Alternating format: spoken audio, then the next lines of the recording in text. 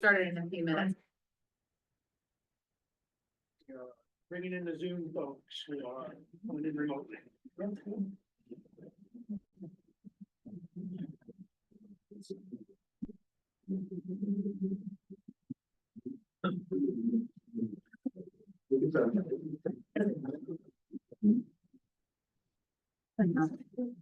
Oh, well, I'm not. Just sit wherever you like.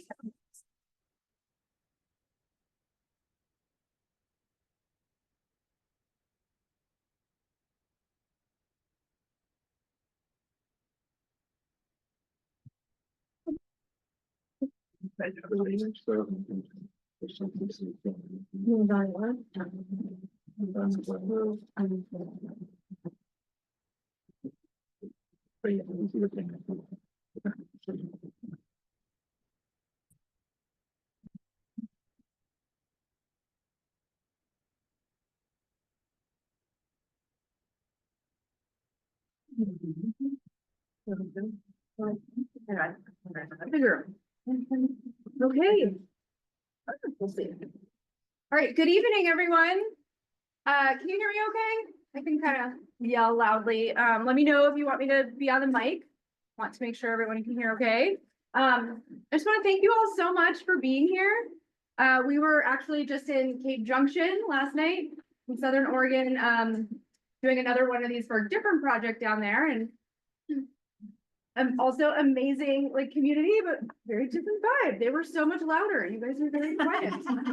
They're so calm. Well behaved. They were not calm, no.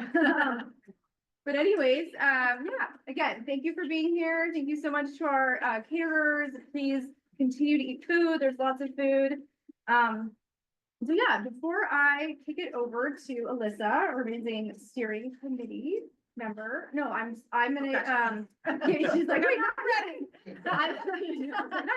I'm just gonna give you some context of kind of why we're here. You see probably some unfamiliar faces and share a little bit about the kind of background behind your project, and then Alyssa will share about the project and all that good stuff. Oh,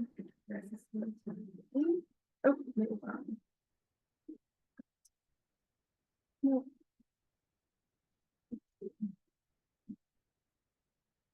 Not Peter. Technical difficulties already. Okay.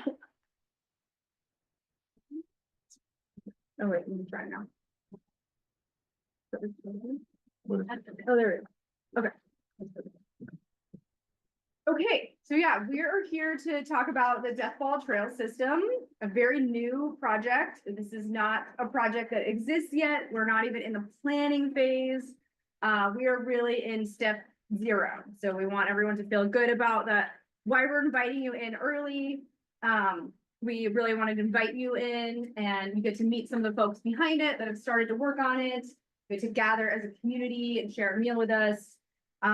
Opportunity to ask questions, and we want to listen and hear from you. An opportunity to do some table group discussions, and then also even complete a survey if you want to give your feedback that way as well.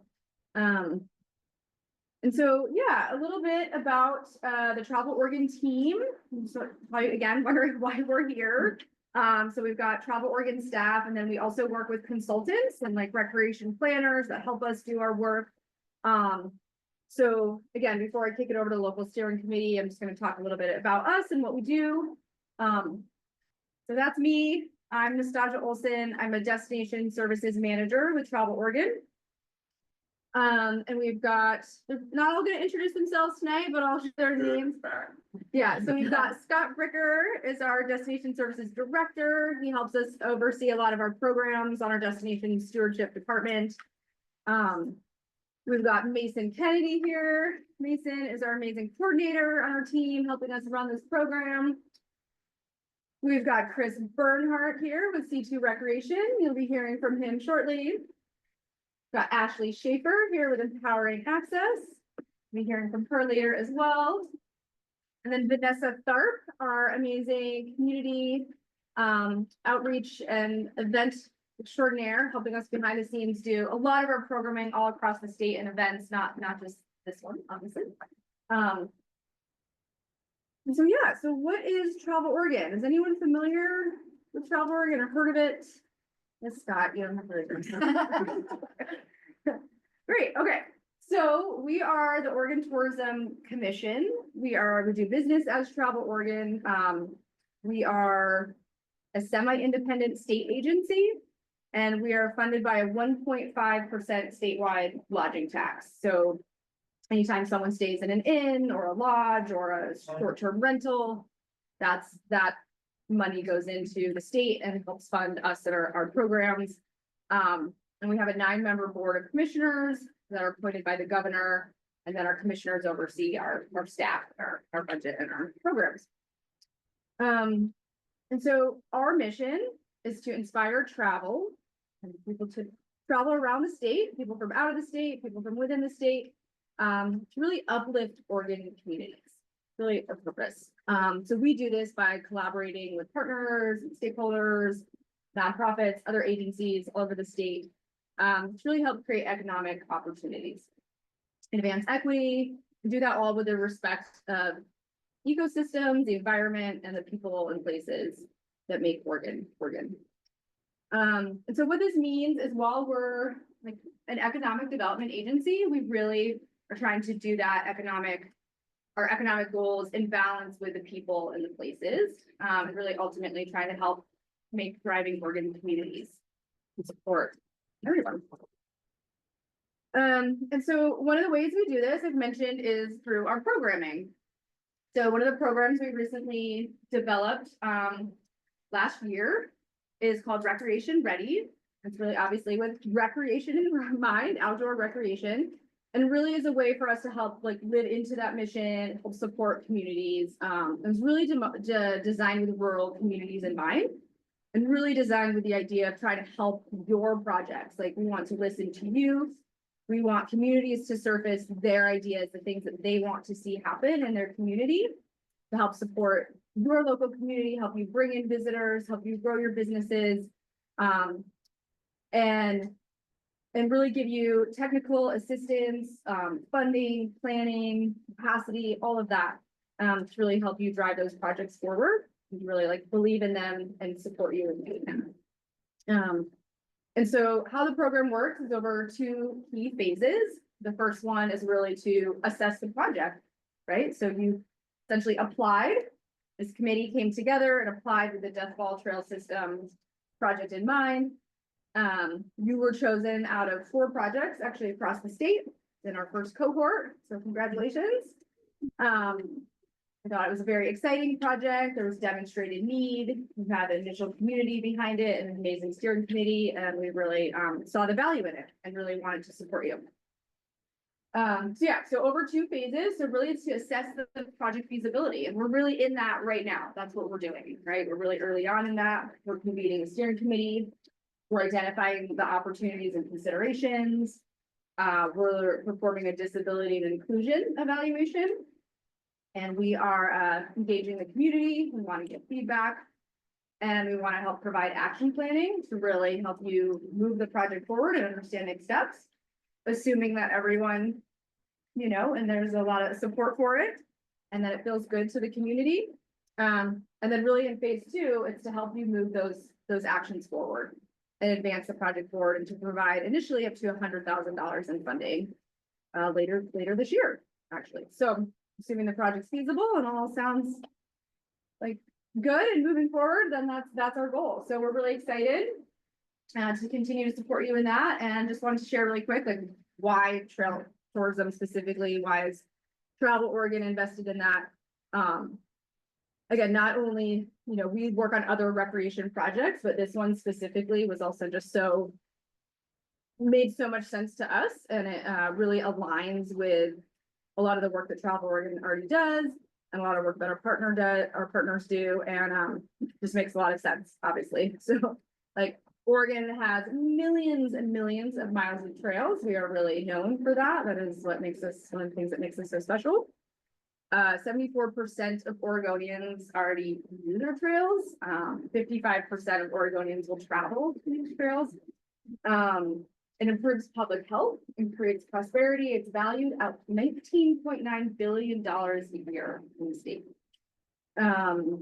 And so it aligns with the Oregon tourism key competitive lures, really related to agritourism, cultural heritage, scenic drives, and obviously outdoor recreation, all the things that we're known for, all the things that people love about our state. And ultimately, it really promotes responsible visitation and helps preserve and protect natural areas and remote areas, and really supports rural economies.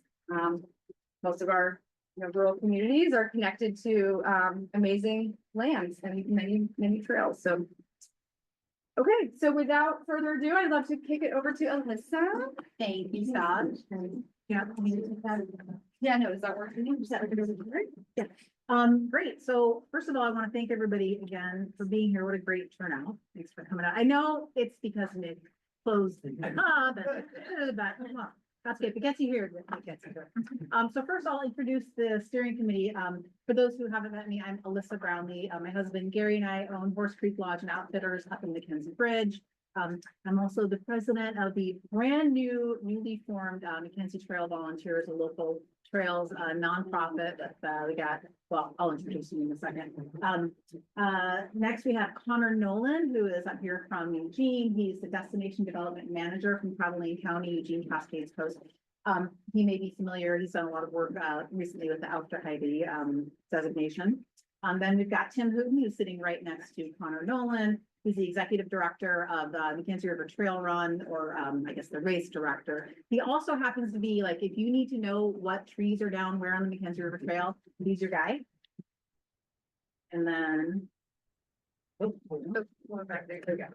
have Greg Sasek, who is our recreation management specialist with the McKenzie River Ranger District.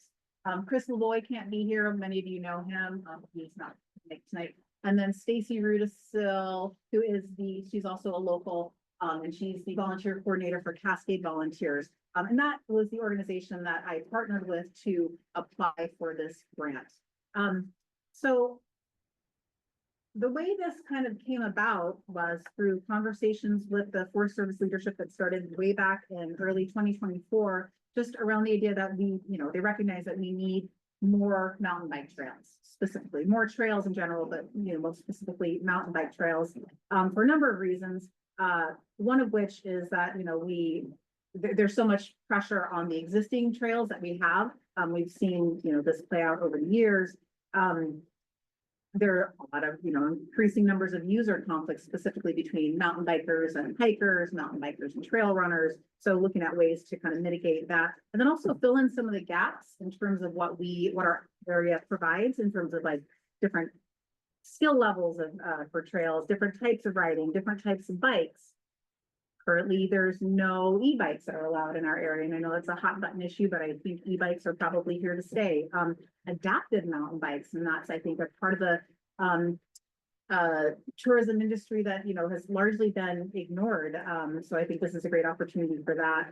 And then also recognizing the seasonality of the trails that we have, and that really, if we're lucky, we have 6 months out of the year that people can come and use our trails. So being able to identify some areas where maybe we can build trails that are accessible during a longer part of the year is really helpful.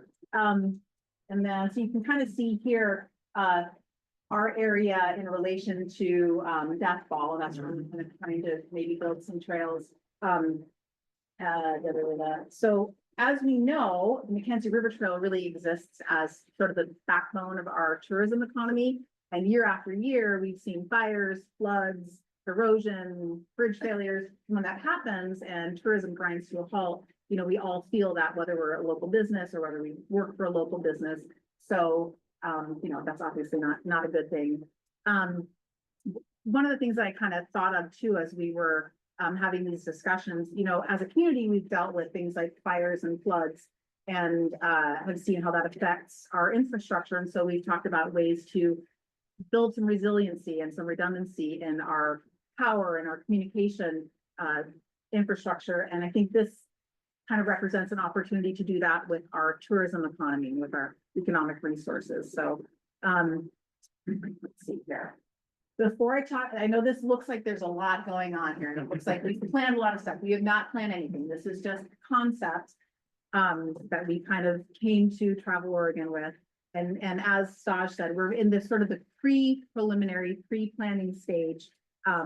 This step is really, as she said, to kind of gauge community interest and support and see if this is something that we can move forward with. So this will not take the place of what the Forest Service engages in terms of their feasibility and stuff. And Darren, if you wouldn't mind kind of mentioning, talking about that for a minute, that would be helpful. First of all, I'll just take a minute here. So I'm Darren Cross, District Ranger here at the McKenzie River Ranger District. And I'm so excited about this project and a mountain bike trail named Deathball. That just doesn't bring people to the community. That's everybody does that to me too. They do the rock and roll like Deathball. So Don't forget Thor's hammer. yeah, Thor's hammer. I mean, there's such cool stuff around this, and I'm so happy that this is happening, and I'm so glad that we have the support to bring this forward. Because as you know, right now, the Forest Service, our capacity is going to be less for a little bit until we figure out what happens here over the next few months. So it's really great to have partners and local community to kind of move something like this forward, because we're going to be focusing on timber, fire, and keeping stuff open, right? That's pretty clear. So developing something new is going to be challenging for us right now. And I am 100% behind this, and will do all that I can to support this, because I know it's super important for the community. And we have this triangle of Oak Ridge, and you have all the Central Oregon opportunities. This is another area that we can, that to bring people here, right? There's a big hole right there for all the reasons that That's all we have. that we're talking about, and Alyssa hit it right on the head. And really, what I just wanted to be super clear about, because when some of my environmental planning people heard that we were doing this, they started to get a little concerned, because we haven't gone to our nation-to-nation consultation with the tribe. We haven't started NEPA. So this is in no way any kind of official anything. And I love how you stated it. This is stage 0, right? I will come in, and my team comes in and probably like step 2 or 3 when we start talking about actually implementing and doing the environmental planning and doing our official consultation and or through NEPA, our scoping with the public. And so just wanted to take a moment and say how much I appreciate y'all coming, how much that we here are behind this project, and to make sure that everybody knows that this is like step 0. So I really appreciate how you guys frame that. And I'll be here tonight if people want to talk. Thank you so much. Yeah. So yeah, as Darren said, this is very, very preliminary. But the idea is that we could potentially start with some lower elevation trails that would be, usable, more months out of the year. But also at that same time, build those trails to adaptive mountain bike specs, but then they could be, used and enjoyed by anybody, provide different levels of riding, different kinds of riding experiences. The other really, I think, amazing thing is that this dovetails so nicely with some of the work that's being done in Blue River, for example, with people like Catherine and with Margaret in our community here around some of the Native history. And this is an opportunity, I feel like, to really honor and preserve and highlight and learn about what the Native, people, the first people who were here well before Donald McKenzie rolled into town, kind of what their experiences are. And as it turns out, in talking with Margaret and with Catherine, there is a lot of history here that's going to be important to be preserved. But I think, like I said, it dovetails nicely with some of the work that they're doing in the river and around, I think it's the McKenzie Crossing and the opening of a Native Welcome Center in our area. So nice that these things are all happening at the same time. I'm looking forward to working together with them. But really the goal overall is to provide more miles of trails for the community, for visitors to come, to help maybe spread out some of that traffic that we see, that tourism that we see, not just across more miles of trails, but also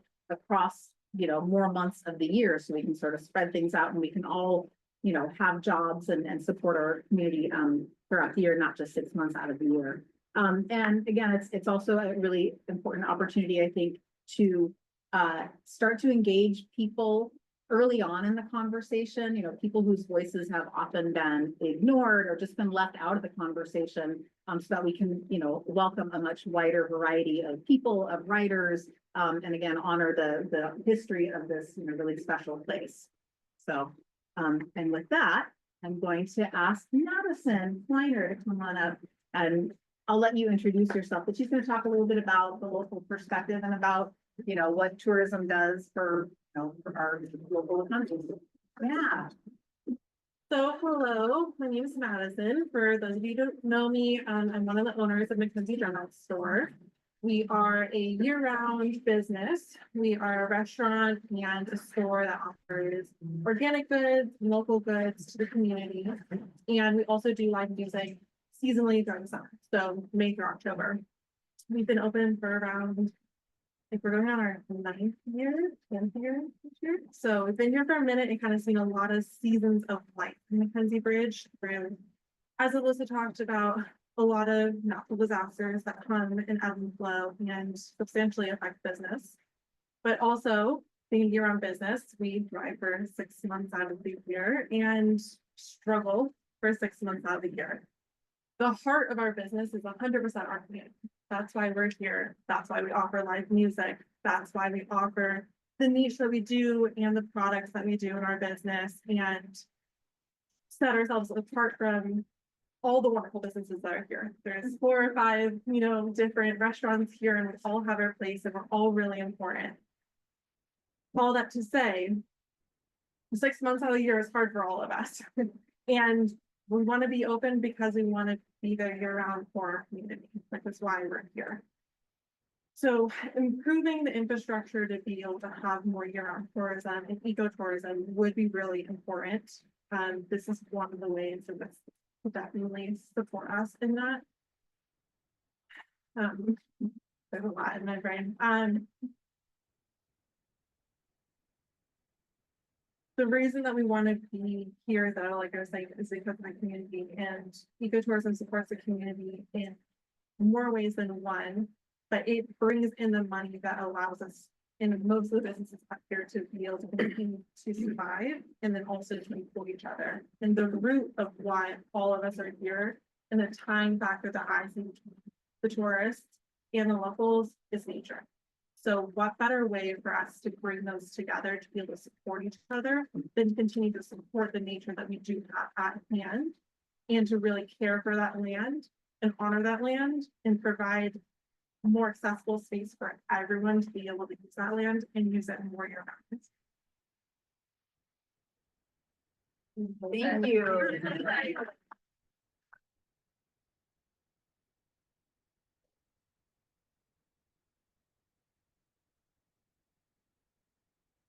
Thank you so much. Sure. So again, I'm Chris Bernhardt. I'm a consultant who is fortunate enough to work regularly with Travel Oregon. I help a lot with recreation development projects, and so I'm very excited about this one. We are more than halfway done with us talking. Okay, so soon we'll be getting to talking with you all and hearing your feedback and ideas. But I did want to make sure that when we get to that time that we are respectful of others' opinions. So no decisions are being made here, none at all. And it is very important for us to hear everybody's opinion. If you think this concept is a stupid idea, we need to know that. If you think this concept is a great idea, we need to know that. And those have equal value. So there's no majority vote or anything like that, or the loudest voices win. We really want to hear everybody's opinion. We really want to hear your perspective. We want to know why you think this, why you like it or you don't like it, or you have questions. It's very important to us as well, because again, we're very early in the stages. We don't have all the answers, but if we can know some more of the questions, then we begin to have those answers. So if you need to handle anything personal, we're not offended if you get up and use the restrooms or take a call or return a text. We know that get some more food. We have some more amazing food. And we understand that, you are here in the evening, volunteering your time. We appreciate and respect that. Feel free to take a couple minutes if you need it. If you can return after that, that's great, because we do want to have those conversations with you. If you're unable to return, a little family emergency or like one of our colleagues, a plumbing emergency this evening, don't worry, we have an online survey that you can take after this meeting, and it's anonymous. You can please, leave your information there if, again, you have to leave, or if this setting is not comfortable for you, if you are not comfortable sharing your opinions and ideas in a group setting, and that's completely appropriate, you can always take this survey online afterward. So we have those options. Anything else, about this topic people would like to, mention? Great, awesome, thank you. So as Saj mentioned, and Alyssa and Madison, part of the reason we are considering this project is because of the economic value that it brings to the McKenzie River corridor. So this is the value of tourism. There are many values. In this case, we're going to talk about the economic value. So direct travel spending in all of Lane County is $1.3 billion a year. A lot of money. This is money that people from outside the community bring into Lane County and spend here. That provides for a lot of jobs. That is awesome. Of that revenue, about 20%, again in Lane County, comes from people staying in hotels and vacation rentals. That's a not insignificant amount. And now this is true. This is Lane County. Lane County is very large. Has the city of Eugene, it has I-5 corridor, which is of course the most popular travel corridor in the state of Oregon between two well-populated states, north and south. So, not to skew those, but we do get a lot of revenue from lodging. And that is particularly important because both in the state of Oregon, as Stas mentioned, and Lane County, there's a tax on lodging. So if we come down and stay at Horse Creek Lodge, we pay a small percentage in tax. And that money goes back into the tourism economy. So this is the machine that feeds itself. So people come here to enjoy tourism, they stay here, we take a little bit of their extra money and we put it back into tourism. So for example, this project, this workshop, this food is funded by the transient lodging tax, the money that people pay at a hotel and a motel. And that was a not insignificant amount. So in the McKenzie River corridor alone, 2023, the most recent year for statistics, $316,000. That's a lot of money to put towards projects and to make improvements and to do marketing to let people know what they should visit when they come here. So very important part of the economic value. So within the McKenzie River corridor and Eugene Springfield, you may not be surprised that most people coming to visit are from within the state. We're somewhat centrally located. We're not central Oregon, but we're central, particularly along the I-5 corridor. So not surprising, nearly half. And then, again, coming up from California and down from Washington, and that's the majority of visitors, again, to Eugene Springfield and the McKenzie River corridor. So when people come to visit McKenzie River corridor and the Eugene Springfield metro area, these are the top 3 reasons that they come to visit. And these probably ring true to you all. Scenic beauty, relaxing environment, and outdoor recreation experiences. Top 3 right there. What is important about this is that the concept we are discussing here, potential additional trails, non-motorized trails, fits right in with that. So people are already coming for this. So a new trail system will be right in line with their expectations. Say we were proposing the new NBA team, the Blue Pool Bulldogs. People might think, well, we're not really an NBA market. Like, people don't come here for professional sports. That's a weird fit, right? Like, and you'd be right. This is why people come here. More trails makes a lot of sense for that experience. I'd like to spend a couple minutes talking about the opportunities and constraints that are present. And this is, again, part of this very early analysis. You might even say we're asking the question, is there a project here? It may be so expensive, or the timeline is 25 years, or there's not enough land, or there's not enough interest, or people are completely opposed to it. Well, that would make it less feasible. So we're doing much of this kind of feasibility analysis and looking at the opportunities and constraints. And these are high level. This is not an exhaustive list. I don't want to talk for an hour and bore you to pieces. So the best opportunity, potentially, we think, is to create an innovative, best-in-class destination mountain bike trail system.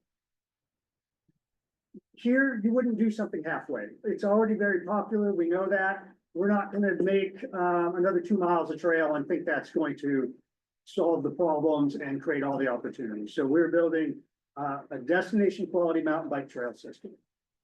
Specifically, we want to have a broad appeal to a range of riders. Most mountain bike trail systems and trail systems were not developed with a broad base of usership in mind. So we want to appeal more. Sorry, we've got Chris Lavoy to add. I'm so sorry. Oh, sorry, I didn't see that. That's okay. You can blame Chris. He was I'm supposed sorry, to I be didn't- here. Luckily, he's a steering committee member, so he gets back. Okay. Um, we want to, better serve families. I know from experience, the trails, existing trails around here are amazing. Maybe not the best, all of them for 10-year-olds and 12-year-olds, right? Okay, so we want to, broaden that.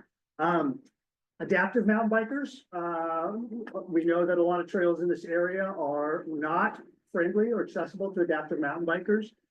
As mentioned, electric mountain bikes, are not allowed on all the trails, most all the trails here. And also, there are a lot of communities in the state and outside the state where we have not done a good job in the past of welcoming people to outdoor recreation. And so we want to be very broad in our appeal, because it's the right thing to do. And also that means more visitors. So we want to reduce use levels on existing trails. And the MRT is a great example. World-class trail destination. People come from outside the country to ride, hike, run the McKenzie River Trail. It is designated as an epic by the International Mountain Bicycling Association. This is an international designation, so very well known. There are a lot more people in the state, there are a lot more people visiting, and there are a lot more people recreating than there were 20, 30 years ago, and that shows very clearly. So if we can create new opportunities that better suit people's needs, we can draw them towards that. We want to start at the beginning with the concept, with the design, with the planning, with the design of providing accessibility and inclusion as a priority from the very beginning. And again, most trail systems were not developed in this way. But that doesn't mean this isn't a good time to start. And so when you bring that perspective of appealing to a broad range and you start doing things at the beginning, you do end up with this amazing trail system that appeals to a broad range of people. And a lot of people that really don't have a place to ride in the McKenzie River corridor. So this all diversifies and enhances the recreation tourism economy. The more people you appeal to, the more people you will that will visit, and the more people that will stay and spend money in your community. So for Deathball, one of the benefits as well is for the area we're looking at, much of it is lower elevation.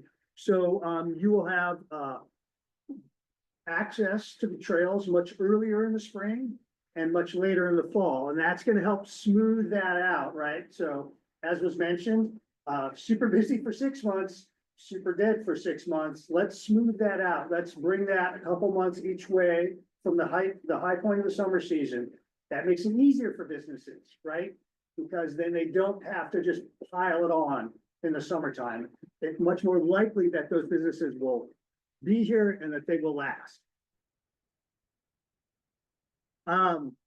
Because those lower elevation trails may be rideable 10, maybe 11 months out of the year, you all see it more than I do, when we're free of snow down low. This is a great local riding opportunity. You may not get as many visitors in March, that's fair. Some will still be up at Willamette Pass skiing or out in Bend, but for local riders, that's great. You have this whole network of trails now, kind of to yourself, not a bad deal. So that is part of that appeal. You'll be able to ride to this trail from some of the communities in the corridor, like just straight up ride your bike. And that's super important because we know cars are expensive. Not everybody can afford one. some people, particularly kids, can't legally drive, so how do they get to these trailheads, right? But if it's close by, if I'm 14, 15, I can just ride my bike there. And that's awesome. Also, this system, we envision, could be served by public transit along the Highway 126 corridor. So folks can actually come up from the metro area, the communities along Highway 126, even if they're a little too far to ride, take public transportation, and then just hopefully a short jaunt from the stop to the trailhead.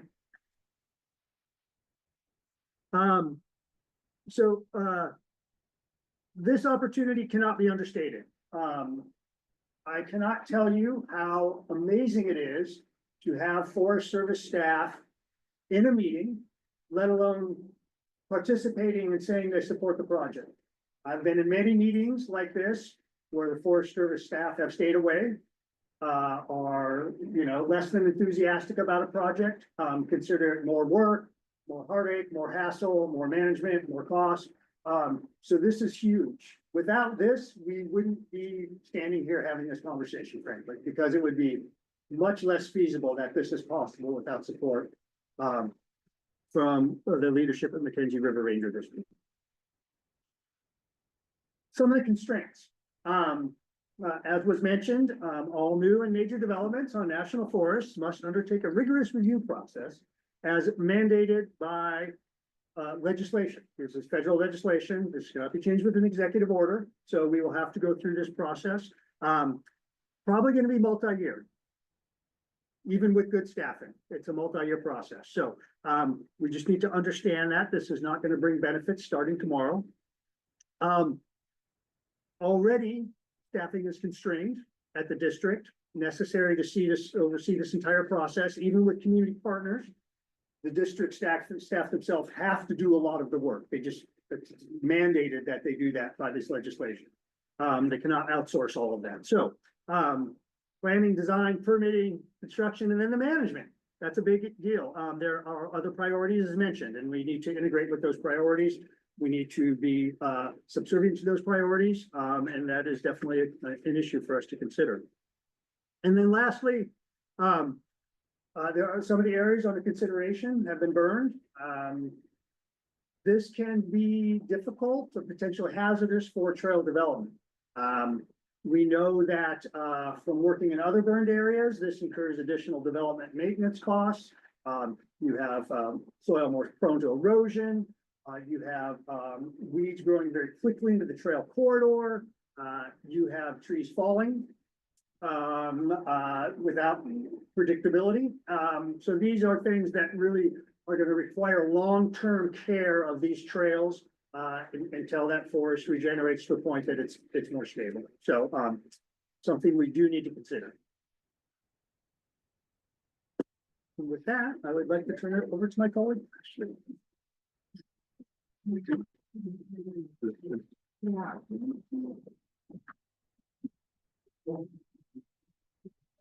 There's this thing. Yeah. Do you want me to turn this on? I don't know. Can y'all hear me? I have a quiet voice. You're okay? All right, great. Okay. Cool. I hate using the mic. I'm like I get it. all over the place. Well, I am Ashley Schaefer, as you saw up there. I have a consulting business around accessibility. I do design work, assessments, all sorts of things, giving advice on accessibility and how we can improve that throughout our state. A lot of it is outdoor rec focused. And so I'm going to go through some kind of best practices and also some kind of like user profile type things. I have my bike here. You'll have the opportunity to come up and check it out if you want. Kind of want to talk about bikes for a bit, cover some of the bases. So jump right in, kind of the best practices for having accessible trails. As Chris mentioned, this is a really big opportunity at the beginning of a project. It's not often that any outdoor rec or much of anything really, that people with disabilities are brought in early and thought of early in processes. That's why you see so many things that are not accessible in our world. And so Travel Oregon and, people bringing this together prioritize this, which is amazing and is really exciting to me. So the early and often, bringing people in from the start and then throughout the entire process. We want to avoid, getting done and then being like, oh, does it work? And then, it's a lot harder to change things and fix them than it is to just plan ahead. And so ways that can be done, community, leaning on your community. There's a ton of people throughout Portland and Central Oregon. They're already adaptive bikers. Oregon Adaptive Sports is out there in Bend. And there's so many riders out there. That's how I learned to bike. That's how I ended up getting my bike. So there's huge opportunity in community. I'm sure you have people here with disabilities. And so we really want to tap into those communities and the resources that are here to ask people what they want and what works for them. Again, Oregon Adaptive Sports is nearby and they love partnerships. They're a huge resource. They also do skiing and all sorts of adaptive things. And so you're really in a good spot, especially since Bend is so far away. I kind of predict that if you have a lot of resources for adaptive biking, a lot of the Portland people are going to come here instead of going to Bend because it's a lot further. And so, hopefully that happens. And then, I think part of this is going beyond ADA and ABA, like kind of pushing aside regulation, not pushing aside, that sounds bad. Sorry. I love the ADA and ABA, but it's quite limiting. It's, it's a pretty small box to fit all the needs that exist within accessibility and disability. And so that's part of this early and often. That's beyond, because that's nowhere in a regulation. It's, currently regulation for ABA is pretty much an accessible bathroom and a 1/4 mile paved trail. And that's not what I want out of a trail. That's not what I want to do in outdoor recreation. So it's really looking at what does it mean to go beyond and not getting stuck on those check boxes. And part of that is just being intentional, taking a holistic look at the design and really thinking about all the components, because again, it is not just that bathroom and that 1/4 mile paved trail. It's, it starts from the transportation. How do I even get here? You guys have a huge opportunity with your transit that already comes out. That's like unheard of. That's something within my community that is really desired, is like, I don't have the resources. It's expensive to be disabled, honestly, and to do adaptive things. And so that's huge. And so it's about that process of thinking about it from the very start, not only bringing people in, but how you get there. See a question? I'm super sorry to interrupt. I find it, not everyone might be familiar. Sorry. That is a good call. Americans with Disabilities Act is ADA. That's mostly on the built environment, this building, and the ABA is the Architectural Barriers Act. ADA, it kind of everyone has to apply to that. There's, older buildings that get kind of grandfathered. There's, sticky situations there, but the ABA is the only one that really has outdoor recreation really tied into it, or trails more so. It's not very clear. I think intentionally a lot of things are left pretty vague in both the ADA and the ABA. And so it's kind of difficult to get some good, solid, accessible outdoor spaces when you just have those. ABA is also a federal thing, and so it's only like federally owned. Y'all have to meet ABA, but for certain things privately owned, like they don't, have to meet that regulation. But yeah, back to intentional kind of holistic design. That's the point of this, is thinking about things from the very beginning so that, we can help you kind of in that whole process, carrying it through all the way to the end. And so nobody's left out. That's important. We don't want to leave people out. I think we can all agree there. And then I wanted to just show you some bikes, some different things that exist out there, because part of thinking about other people, including everyone, is understanding who is everyone. Disability doesn't just look like me. Oftentimes we think of disability as physical and very visible. There's many different disabilities out there, and they all, have different needs and desires. I think in one of these images, there's someone on a tandem bike. That's Bruce. He's blind. He still wants to get out on the trail and do rad stuff, and that's possible. There's my friend Anna down on the bottom. She is a hardcore athlete. She just qualified for the Paralympics, ski racing. She wants to do gnarly stuff, I do not. I do not do gnarly stuff. I just like to be outside and hear the birds and maybe go a little fast sometimes and get dirty. And then there's Quinn over here who she also loves gnarly stuff. Her and Anna are very much alike. They want to do everything they possibly can. She's been in the Grand Canyon on her bike. She's done wild stuff. And so it's, really across the board. Oh, and then, another friend, Brooke, who, she's got a pretty high level injury. And so she doesn't have function of her hands or anything, so she can't propel a bike. But she still wants to get outside. And, this is a prime example of a barrier. That trail is really narrow and not, it's pretty soft surface. And so how do we get her out there to still enjoy a trail? She has different needs than Anna has. She might need something that's more hard packed. Anna doesn't really care. And then, so I think everyone has a different idea of what a challenge is and their goals for that outdoor recreation, as do, I'm sure, all of you, and then the equipment. As you see, all of this is very different. Anna and Quinn on the bottom have the same bike, which is very different than my bike. There's a couple other images. I think this one is also a different type of bike.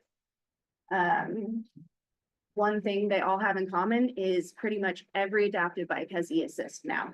So when we get into that conversation about e-assist on bikes, and I know it's very controversial, it's been a really tough one for the adaptive community, because imagine trying to push yourself up some of those trails with just your arms on a 60-pound bike. Like, that is awful. I won't do it. That's way too much cardio. But it's a conversation that's going to need to be had, and there's a lot of things around it. So like my bike, for instance, and most of them, it's assist when I pedal. I do have a throttle on it, but I'm not just, rallying all the time on my throttle. And I try to be very aware of the conditions, so I'm not destroying trails. So there's a lot of factors, but this is also considered, other mobility device. That's the correct term, I believe, within regulation. So I can be on any trail I want with this. Nobody can tell me I can't, because this is a mobility device, whether or not it has e-assist. And so that's something that will come up as if this project goes through and y'all are, educating the community. There will be a lot of conflict there. I've run into conflict on trails where people are telling me I can't be there because of the e-assist. And it's a hard conversation. And so part of the equity is also investing in educating your community that you can't accost someone and tell them they can't be there on a mobility device. And so it's learning about what that means to have other mobility devices on trail. And then, this is another bike. So this bike is probably the gnarliest one. This one is full power assist. There's no pedaling on it, but these articulate. They're really interesting. I've been in one. They feel like being on a motorcycle, the way you lean into turns and everything. It's really interesting. But they can do wild things, they can do huge jumps. They can do more than Anna's bike. But they are fully powered. And so that one's definitely different and also very expensive. This bike, for example, was $12,000. It has no suspension. It's the bare minimum on this bike. That bike is, I think, over 30,000 these days. There are grants available to certain people. Like, I have a spinal cord injury, and so there's big foundations that provide a lot of money through grants. But there's also a lot of people with disabilities that weren't injured, and so, there's some disparity there. Like, people struggle to get equipment. This is me over here on my old bike and some other friends, riding some trails. And so, I guess now we're going to open up to questions. You're welcome to come up and check out my bike, talk through it. If you want to sit in it, you're welcome to do that too. Anything else? I think that's it. Yeah. Okay. So, at this time, we, would like to, we're done talking. Okay.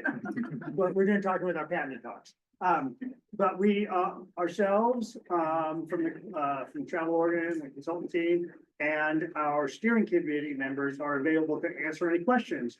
But we want to do that in group format so people can hear other people's questions, comments too. These are not just necessarily questions. And I would like to also introduce our late, breaking steering committee member. Chris, made it. Thank you, Chris. Yes, I'm emergency in Springfield, I'm sorry. yeah, no, that's legit, that's legit. So does anybody have any comments or questions for the group? Yes, please. And I'm here representing the Chamber of Commerce. Great, thank you. Talk about key part of how they're developed, make sure that they're connected to this community along the border and all. You do that intentionally, so that people that are using it know that these services are Great. associated with them. So if you don't do that, then there is less. Yeah. Great, thank you. And so that's a very interesting point. Thank you. And something we do need to consider. There is a possibility that people could come from the I-5 corridor to this trail system in its proposed location and not come up to McKenzie Bridge, right? So we're like, okay, we don't want that. We want to make sure they come through. So we need to do things. Well, and Exactly, that's, yeah, exactly. that's a really good point, Carol, and that's part of why I felt compelled to kind of help with this project, because so much, as you know, so much of the recreation happens like with Rainbow and McKenzie Bridge. And I saw this as an opportunity to really link with some of the, some of the communities that are a little bit further downriver, like, again, dovetailing with the works. Connections, Yeah. potentially. Yeah. Maybe not always. No, that's a good distinction. Thank you. Yeah, that's a good point. Absolutely. I like that. Intentionally, not necessarily physically. That's Right. great. Yeah. We can't always do it. Yeah, great. Thank you. Yeah, good. And so I was really impressed with the economic numbers that you showed, that that were generated actually out of the McKenzie River corridor and tanks. I mean, I was really impressed with that. That would be great for us to be able to share, more of that with the community, help them understand that. The event that I do is only one weekend out of here. And we are the oldest ultra in the state, but when I took over and tried to expand it, being someone that lived up here, we developed a philosophy of come early, stay late. What used to frustrate me was people coming specifically for the day of the race, run, leave.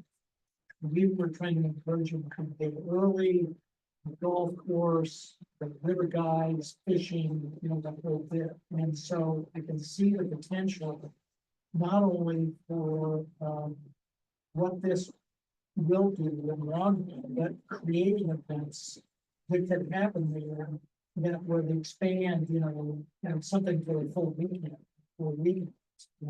I see the potential. We've got, like I said, we're only one weekend, but this year they have people coming from 18 different states and 2 different countries. And both of those people are coming as a result. Or more than just one day. And so the turnover of the dollar and small community is huge. And we make an effort to try to patronize in what we do to the other local businesses. To try to encourage not only the money that we spend, people who do that side. The potential for this is huge, including I'm extremely excited about the sports aspect. As you stop and think about it, you could potentially create a mecca point or something that could be, that community, maybe be multiple year round events that could be done. It's not just come and use it for a day of a game, some sort of a competition. And how many opportunities are there for those individuals? So Certainly not west of the Cascades. Yeah, that's awesome. Thank you. Great. Yeah, please. I'll just kind of I'll make sure I hit everybody. So yeah, please. I want to go to generated in the valley from Lake County. That's in Lake County, or that goes to overall statewide. So I'm gonna let some other folks partially answer that, but the answer is some of it stays in Long County and some of it goes back to the state. So Connor, Yeah, I can speak that a little bit. So I represent kind of I guess, the local destination management organization, probably county. So, and our funding is structured pretty similar to Travel Oregon, where we kind of get like a percent of transit lodging tax that is collected throughout the county. And it's allocated kind of equitably throughout the county, kind of through the chain, the county commissioners. And there's a formula to how it's allocated. Some's allocated to special projects that go with the county, some goes back to the community. Those numbers are available to share with everyone here, but that's. What is the county TLT? Just curious. Is it? and TLT means transient lodging tax. That's the hotel tax. Up here, it's 10%. I know that as a lodging owner, because I just did my return. So unincorporated, yeah, it depends on where you are. There's a county tax and then there's the state tax and then there's. It differs, so the cities are a little bit different from like Different, yeah. Florence and Eugene, but because the corridor is unincorporated, it's the county flat, which is 10.5, right? It's 10. 10, thank you. Better be, that's what I've been using for the last 5 years. You have a comment? Physically comes back to this area of those dollars. Right? And those dollars are shepherded by the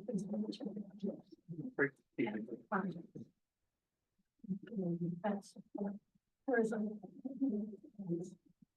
So that's how it And then a portion of the state tax is coming back to here through this project, so about $150,000.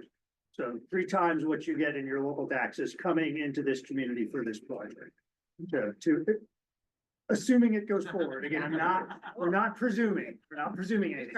If this project goes forward, it is $150,000 total is available to it. So, okay, I more, yeah, initially, yeah, and there could be other grants. You mentioned that if you were to go forward and roughly $100,000 available. So this is not probably based. Instead of based on the plan. But it doesn't prepare the implementation. Are there other? grants Yeah, so the goal with so again, how we intentionally designed the program was really, we understand that sometimes like traditional grant programs, we also have a competitive grant program at Travel Oregon that's different. And sometimes we realize that like the feasibility process is really hard to actually get funded. So that was really why we wanted to design this program to help like new exciting projects that you had in your communities come forward. And then that initial $100,000, assuming the project's feasible and the community's on board, then you're right, like that $100, that could just fund your NEPA, the environmental assessment process. Like that's just to help the project move forward to the very next stage so that you don't have hopefully a dip, right? So say you're all excited and then sometimes those projects don't move forward. So we wanted to like help keep the ball going. And then additionally, after that, there is other funding available, right?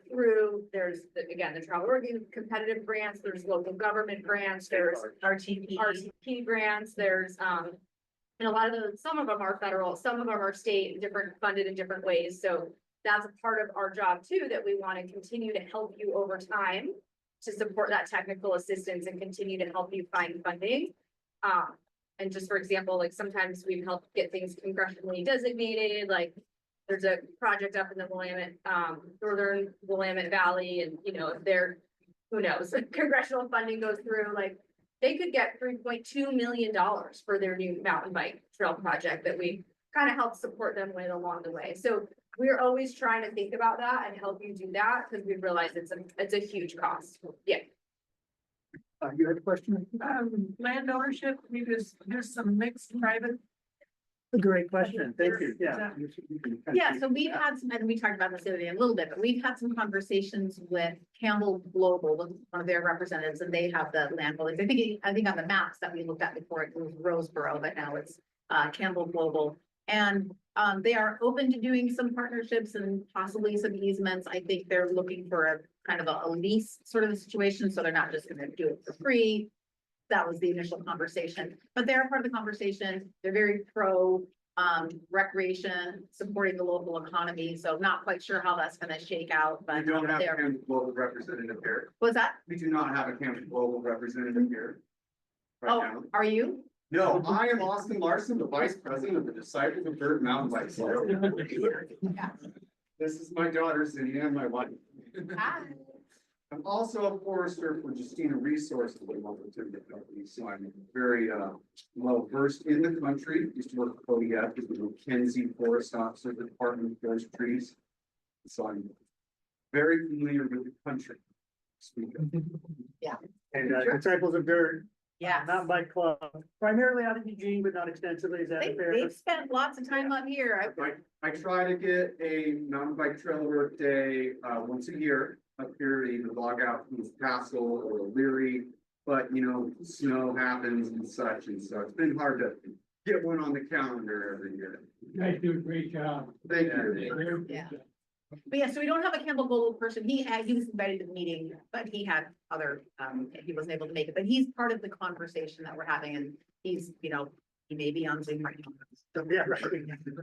But Catherine, you had a question too. TII, everybody. My name is Catherine Q. Wilson, and I was a filmmaker for 50 years. And I have to thank Travel Oregon, who believed in the Oregon film industry, and now it's paying off with SetJet. But I'm a McKenzie girl, and even though I had to come to LA and Portland, I've lived in Horse Creek, I've lived in Vida, I've lived in Lever, now I'm in Walterville after the fire. I wanted to do something to help my river. And I was living in Blue River. So as an Indigenous person who's come out of the closet, thanks to the University of Oregon Longhouse, I'm working on something that I would love to just be there. And Alyssa, thanks for meeting with Margaret and I. Oh, thank you. You know, it's called land acknowledgement, but it's not just putting up a sign.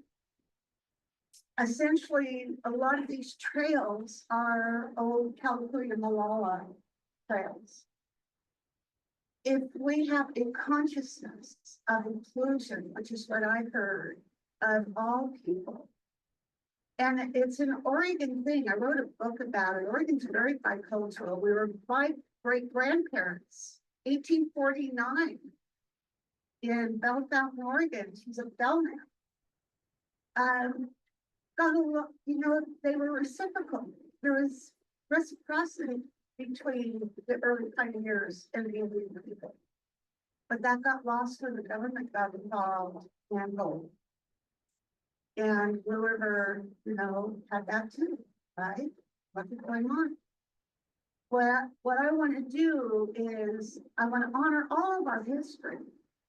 But if we have a consciousness about this land and the water and the trees, and we're all trying to work together to be good stewards. I loved when I heard these words, destination stewardship.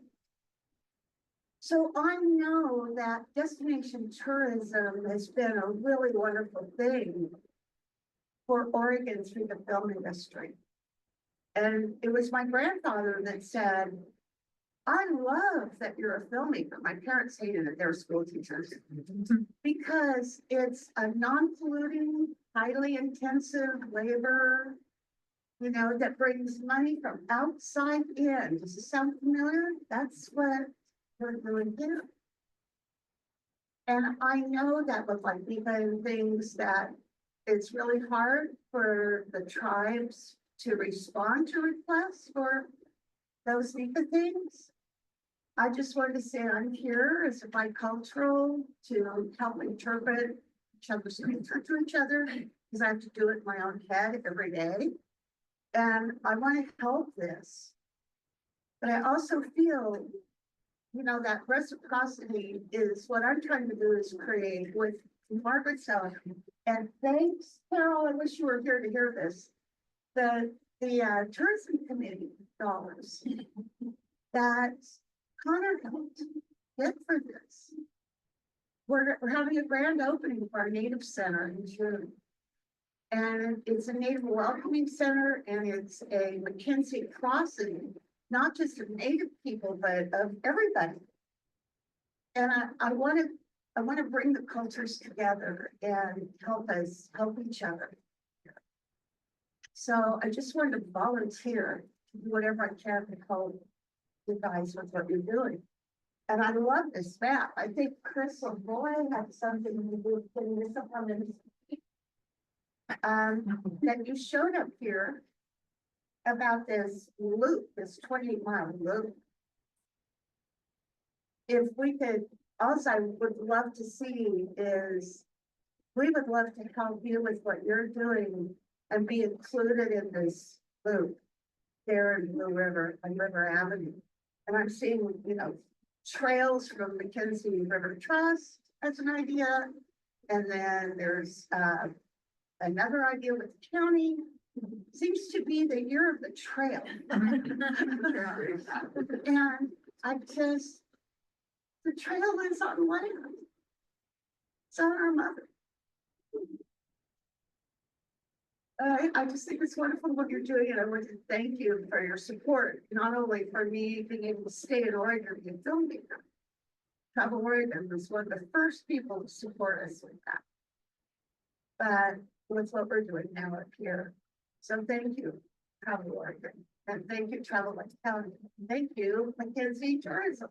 And thank you. I mean, I was so excited to hear about the work that you're doing and how support each You know, we other. got this lady here. I know, Margaret, She's a yeah. trail lady. Anything that's happening up here, she's involved. She's taught me so much that I didn't know.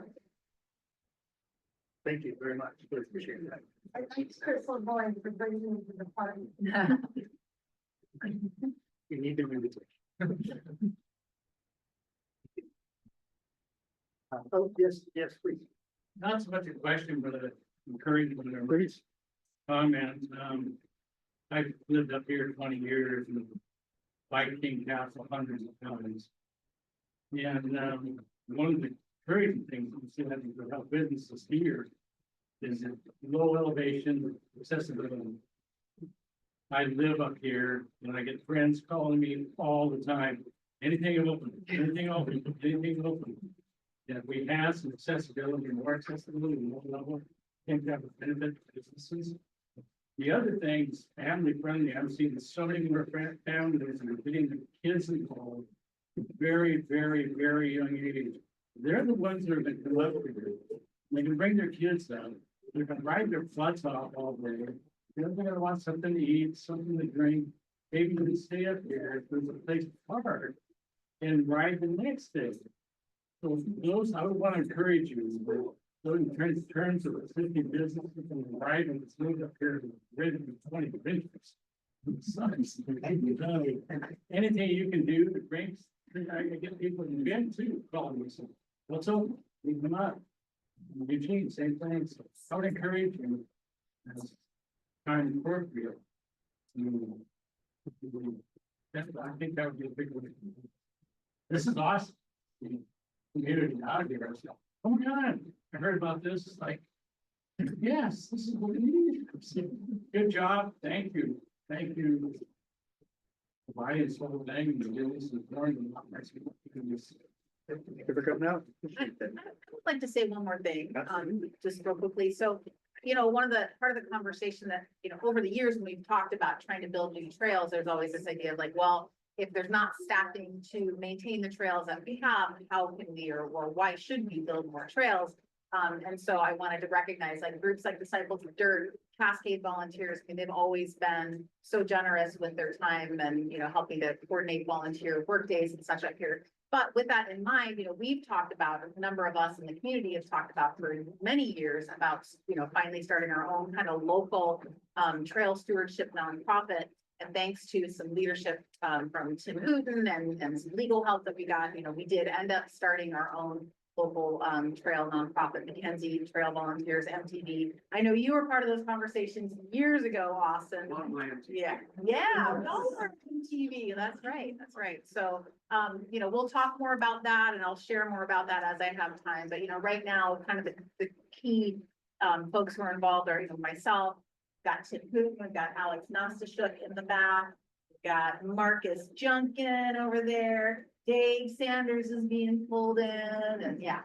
Gary is my silent partner over there, he's part of the crew, but yeah, so we've got this really core group, and I think we've got lots of other people in the community who are gonna wanna continue to help out, not just with this, but just even when the Forest Service is fully staffed, and there's always a lot to do. Anyway, that's all. Yeah. One in the back. Oh, yeah, go ahead. I was pointing. Yeah. Yes, total local hiker, it's a very place for hikers. I believe that based on Forest Service regulations, any trail is open to pedestrians. As is cross-country travel, although certainly walking on trails in many cases is easier. All of the trails in this system would be open to pedestrians, to hikers and trail runners. Some may be designed and built more for the enjoyment of mountain bikers. Some may be very popular on the weekends, for example. But they certainly would be an asset to hikers and trail runners. They will have, as conceived, they would have facilities such as trailhead parking and restrooms and signs. In addition to those connections we talked about to the communities and to public transportation. Certainly there would be opportunities for hiking and trail running on these trails. I think realistically, as a hiker or a trail runner, you may wish to avoid them at busy times because there will be a lot of cyclists on them. But that is not to say that they would be closed to hikers and trail runners. Yeah, well, I think, the idea with this is to help, with this project in particular, is to help move some of that, the congestion that we see on McKenzie River Trail, especially certain sections of it, on King Castle Rock, even horse pasture. So the idea would be that maybe we can get some of that traffic off and into an area where, there are beautiful aspects of Deathball, but it's not, the trails. Yeah, it's not gonna be the McKenzie River Trail. It's not gonna have the same kind of allure for a hiking experience, I would think. But yeah, it would be open for hiking, but ideally the goal is to help loosen things up a little bit, create, one of the things we've talked about specifically is the need to create some downhill trails, experiences for people so that maybe they're not, getting into conflicts with hikers on King Castle. Maybe we're giving them so maybe those are trails that are gonna be great for mountain biking, downhill experience, but not maybe as fun or as scenic for hiking, so. Yeah, and I think that's a good way to maybe break that down. It probably would not feel, I'm guessing, much like a destination hiking trail. Like the MRT is, right? Where you have the blue pool and these amazing old growth trees and, the river right there. So my guess is that visitors coming specifically to have a scenic hike would probably not head towards this new trail system. But it's not that it's going to be closed to pedestrians. You had a question? Yeah, that was my question. Oh, okay. Yeah, please. The 911 bus stops and carrier on the front. Yep. And so that's already. Yeah. And we have seen in some other locations that have become very popular, and this is true on the Highway 26 corridor that goes up to Mount Hood, and it runs year round, but in the summertime, it has a trailer on the back because it is so popular with bikes. So luckily, there are typically, well, there used to be, maybe in the future, federal funds for transportation, transit providers to provide more bike racks, provide more accessibility on their vehicles. So ideally, as the popularity of this trail system improves, that they could be brought up concurrently with that to handle it. And there are many, many good pieces of equipment out there that can handle a number of bikes, e-bikes, adaptive bikes, et cetera. So hopefully that's another partner in this project.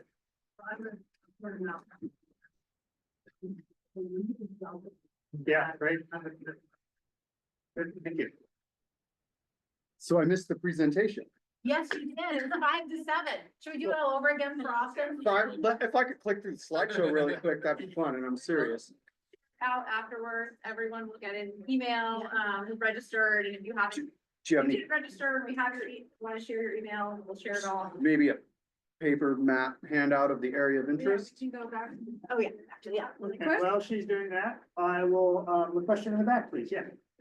Keep going. Yes, yes. On the LTE access, I think that's really interesting, you know, and.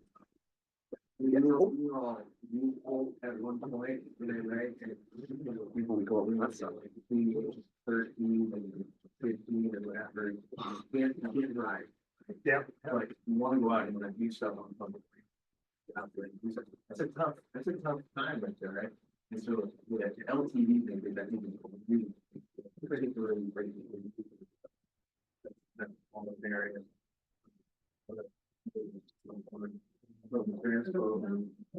Yeah, you know, to get out. They can do it right now. But they have an opportunity to really learn and. Yeah. Great, thank you. Appreciate that feedback. Not to mention the riverside, you know, there's people that. We've always done it. A fisherman with his stomach, we've always had. Yeah, right, everybody. Now, one of the nice things about bikes on public transit is that even if the stop is a quarter mile from the trailhead, you on a bike, a couple minutes, you know, done, right? So that is one of the really nice things about linking cycling, recreation infrastructure with public transit. So thank you for those comments. Appreciate that. Wow, you're going big on Campbell Global. Well, again, Yeah. so we can talk more about that later, but that was just the preliminary. Paul, Lisette just drew a bunch of trails and that was, you know. On somebody else's land that would require a hefty recreational lease to access. Right, You so, have a lot of Forest Service land right there. You could start small and just stay on Forest So- Service. respectfully, that's exactly what we were talking about. Yes. Awesome. And that first picture, I will say, that of the trails. Those are not trails that are planned. Those are trails that Paul was like, oh, let's look at this drainage, let's look at the topography. And this was before we started to have the conversations with Campbell Global. And so, yeah, so all of that, I mean, obviously, nothing would be built on their property unless we had their explicit, you know.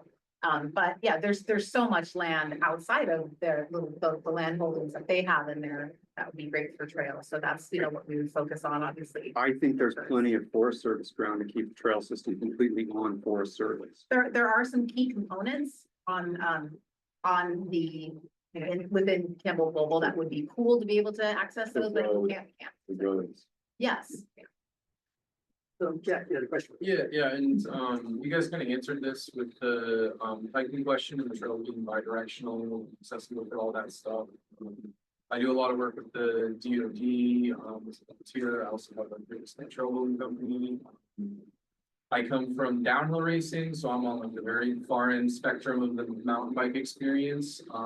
Born and raised in my life, but I've spent almost 20 years now traveling around the world. I typically buy a pass to Whistler every year instead of providing, you know, bachelor and that type of stuff. And I have a lot of experience with the community that really travels, like not just 3 hours, but 10 hours. And something that I always try to stress when you think about the trail systems is to include a few like real flagship trails.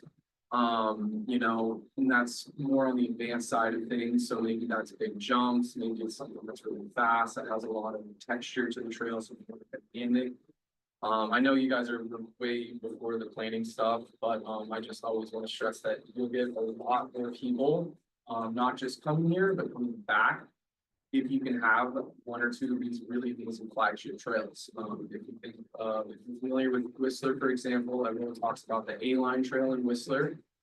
I mean, everyone who takes a vacation up there pretty much is like thinking about that. You know, 80% probably aren't riding that trail, but it's something that catches their attention and brings them back and it gives them something to progress on and keeps them hooked.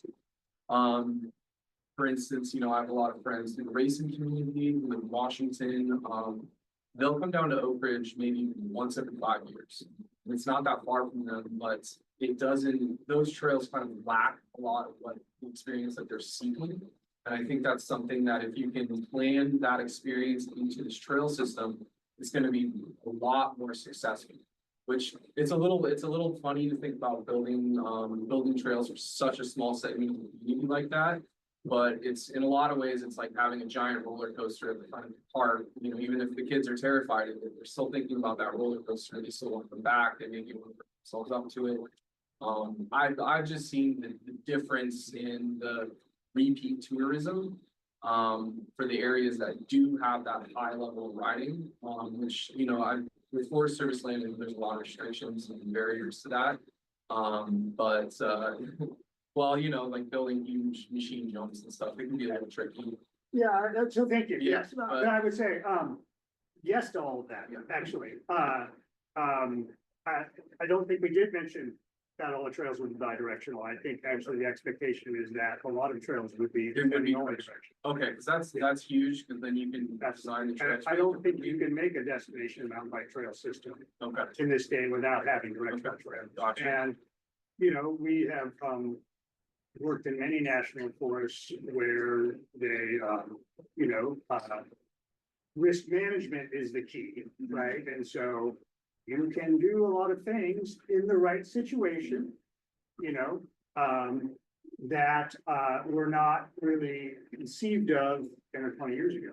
And so I think that I wouldn't say everything is on the table, because that's not true as well, but I would say when you bring the perspective of what is innovative, best in class, and developing trail systems, you don't even want to develop it for now, you want to develop it for 20 years from now. And trying to conceive of what that looks like and what that means, because it is such a big investment, you don't want to be. You don't want to build Oak Ridge again, Oak Ridge exists, Yeah. you don't want to build Bend exists, you know, you don't want to build Post exists. Yeah. You want to build the thing that will draw people from around the world, and luckily that layers into that whole natural beauty, great outdoors, relaxing experience, cool vibe. So, yeah, I thank you. That's a very good point. And in order to be a destination, those points need to be considered very seriously.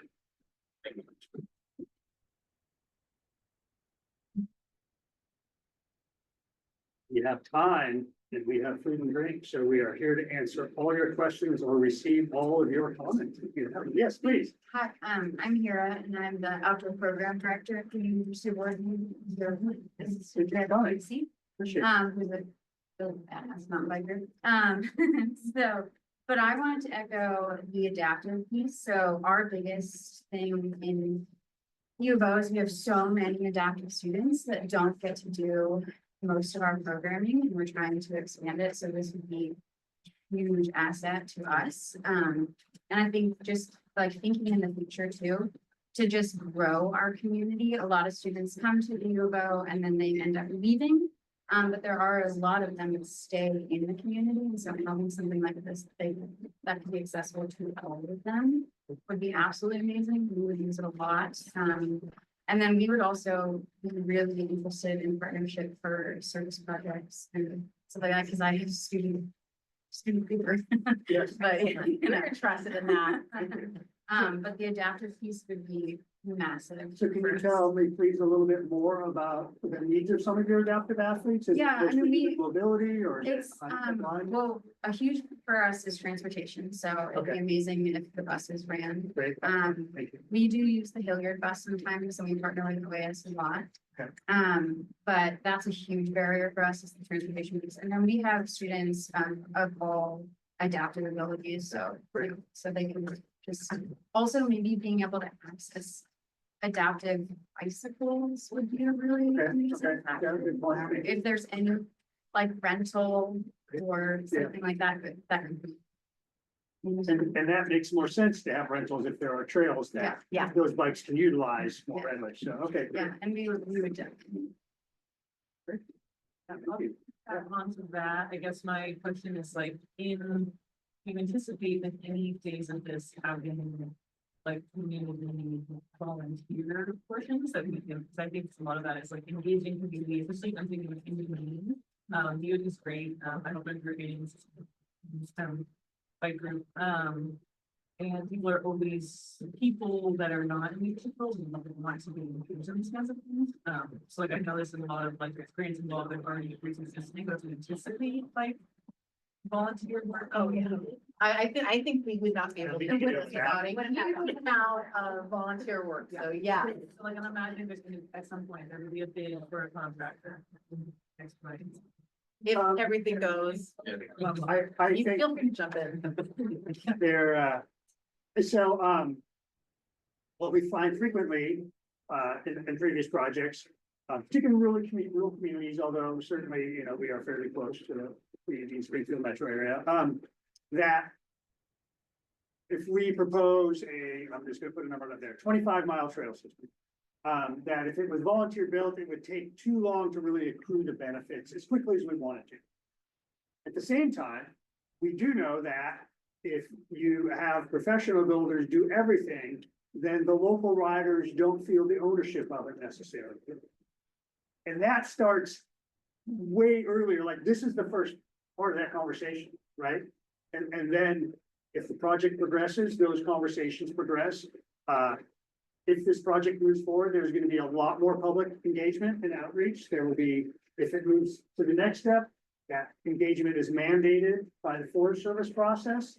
And then if it moves to the next step, it's mandatory to make the project work. So yes, there will be continued, and I'm very excited to see you all here, because that is a very important critical community. And those are the mountain bikers for the next 20 years, right? I'm not mountain biking in 20 more years, like I am now. So yeah, that's how that goes. So absolutely. Time for one more question. Okay, yeah. Back. Oh, yeah. Okay. You want us to go right? I'm speaking. Oh. Before we start to wrap it up, I want to see, are there any other questions or considerations, concerns? Yeah, Jack. Do you think there's space to be able to hold events here, like it's like an enduro type race? You know, a lot of these, you know, as a racer, I know that like the Northwest Cup, for example, they're constantly looking for new venues. One of those events can bring in around 600 or 700 people, which is one weekend. That's a major economic impact. You know, I don't think necessarily this would be great for downhill racing. It's a really specific venue, but more of an either an endurance or an enduro, which based off the maps, I do think it would serve really well for a national level enduro race. So I do think when you go into the harder planning things, I think it's really important to include just the parking space to be able to hold one of those events. That's 9 times out of 10. I think that's one of the things that they run into is they're all these people. Because I've seen firsthand just massive impact that those events can actually have. Just So I wanted to piggyback on that because Cliff here, I'm a former board member of the community track in the Cliff is present board member. But I don't know if you're aware of the gravel bikers. We are now one of the destinations in the loop that they do. It was shocking to me. I mean, they're a first-class operation. They show up and they do amazing multi-day events, which we are one of the stops. I happened to be on the Quartz Creek Ridge a couple of years ago when they all went across, getting on. And my video, I couldn't believe it. You know, what was for what seemed like forever coming across. I talked to one of the promoters and I said, how many hundreds of thousands of dollars bicycles? And he said, no, think millions of dollars. And they have the top European, gravel grinder riders in the event. And so that is it. And so I get the constraints that they might be with regards to parking, whatever. But what's happening here down in the river and with the McKenzie community track, in my opinion, as well as the gravel gardens, there is the opportunity to have those kinds of events. They're really, I mean, it's amazing. I would like to say amen to that, because there's so many riders that come out for the gravel ride here. Two new events. And I think there's so many opportunities, not just the mountain bike trails and that, like some of the other too, you're bringing in a different type of cyclist for a different type of event. And probably more likely to stay up tonight at a gravel event. So I would say, great, I would love your comments on that. Like the big roller coaster and having some reason to come there. Let's go ride Deathball to race Deathball. Yeah, everyone's excited for that. Check that. Okay. All right, well, again, like we said, very preliminary, early stage. We wanted to bring you all in like super early on. This has been so valuable and helpful to hear your questions, your concerns, your comments, your ideas. We want to capture more of that. If you also feel like there was something else you didn't want to say in front of everybody, you can do that. We want to hear it all. So we do have a survey. I know this is not always the most friendly to everybody. This is called a QR code. You can open the survey on your phone. If you want a quick tutorial, I can show you. You just go to take a picture. Like you have your camera, you just go like that. And a yellow website pops up. I have a BlackBerry and so do a lot of us old people. They don't work? They don't. Okay, They don't well, believe that's okay. So I have the survey on old school paper. If you would like to fill it out right now, and then we will collect it from you. We also will email you the Which one survey, too? somewhat technologically advanced via email. I can pass them out. Yeah, and we have more, so you can fill it out there online as well. And there will be many next steps to this process. There will be more community engagements down the line, as Darren spoke to, and Chris and Alyssa. So, again, this is kind of step 0, beginning of a project. And again, we really just want to thank you for your just attending and taking time on your evening. Please have some beer or non-alcoholic drinks. Please take food. Please take some home with you. Really appreciate it. Thank you.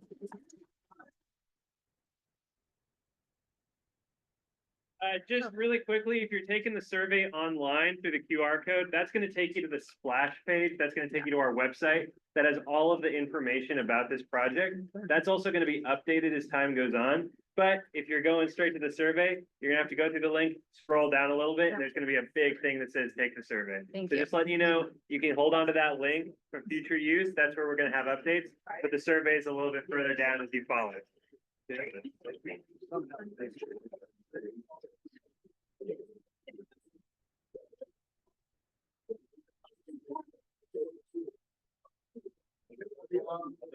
I'm like pushing you all now.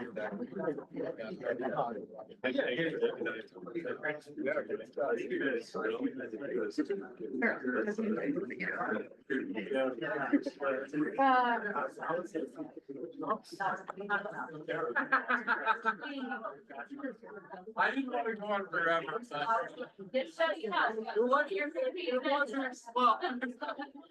It wasn't like that, but yeah.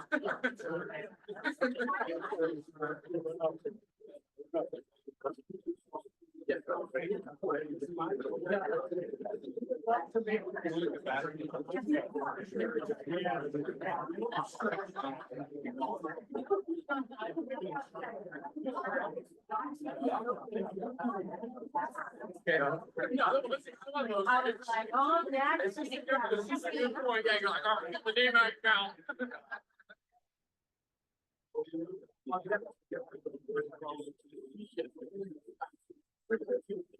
Yeah, we're really small, but my basic habit is Baptist stuff. So actually, we go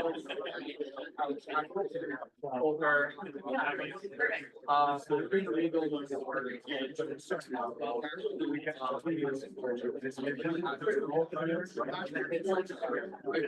really specialize in probably not. But I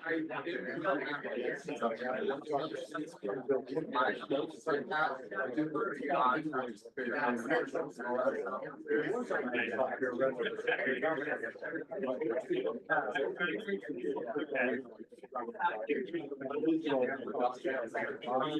So I heard that. Yeah.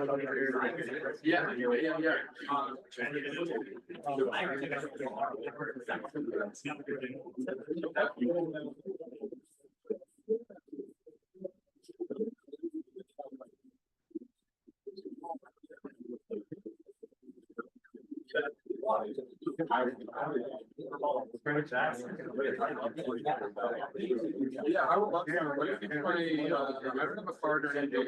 Okay. Yeah, mine is, I do. Contractor business, just mostly that, contractors off the projects. As a volunteer,